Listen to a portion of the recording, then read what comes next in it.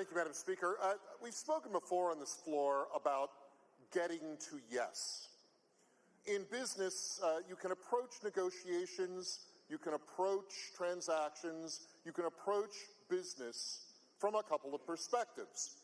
One is obstructionist, and some people approach negotiations with that tactical perspective.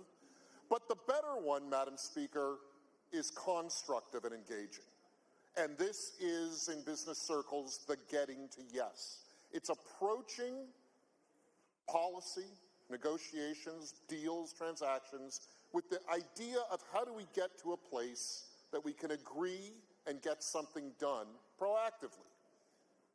What this amendment does is it makes sure that this process, this ergonomic standard, this effort to make the workplace safer for people from musculoskeletal injuries works from a place of getting to yes. Madam Speaker, we need more of this in our public policy everywhere.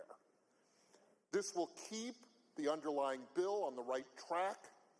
It will keep it with a positive focus. I believe ultimately it will help achieve the good ends intended in the underlying policy. Let's focus on getting to yes, Madam Speaker, by voting yes on this amendment. Thank you. Thank you, Madam Speaker. You know, I could have gotten to yes on this bill. And I don't just say that self-referentially. I think that there is good in this bill. I think the goal of the bill is good. I think the desire to make sure the current trend of improvement about these musculoskeletal injuries continues. But, Madam Speaker, I'm afraid that without the amendments that we proposed, the bill is, frankly, divisive. I mean, it encourages the kind of stereotypical antagonistic relationship between L&I and the businesses that it regulates and oversees. And that's unfortunate because, as we've said, there's so much in dealing with ergonomics issues that isn't like that.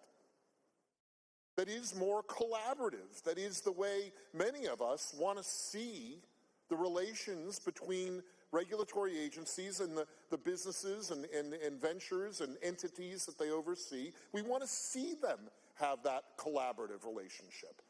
So we have this one area in workplace safety and in public policy that's kind of going the right way, and without the corrections that our amendments would have made, we're going to move it back to the more contentious focus, the contentious structure, and that's not a good thing. And Madam Speaker, I can't not reference the fact that the last clear statement about this public policy was made by referendum and was made by the people directly.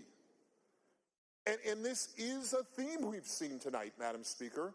We are not paying enough attention and heed to the voice of the people in these public policy points. Now, it's my belief, and I think many on this floor believe, that when the people have spoken about a point in public policy, it is the people who should speak again. That only the people should modify public policy made by the people. We see that in this case. We see that in other cases too.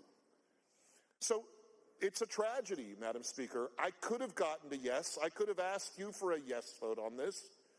But because of how we've handled it, I'm going to ask you and tell you that I'm going to vote no. But this was one we could have gotten to yes on. And it's a shame that we didn't.